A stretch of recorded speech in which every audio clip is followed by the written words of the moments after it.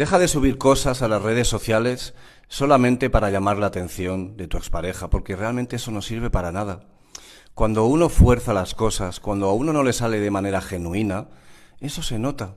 Se nota cuando estás fingiendo, y más esa persona que te conoce. Y luego, por otro lado, no vas a causar ninguna reacción en él o en ella, al menos positiva. ¿Por qué? Porque si ha dejado la relación, si ya no quiere estar contigo, es porque realmente se siente liberado o liberada. Entonces, no le va a afectar que estés colgando cosas continuamente o subiendo fotos feliz. En principio no tiene por qué hacer ningún efecto en la otra persona.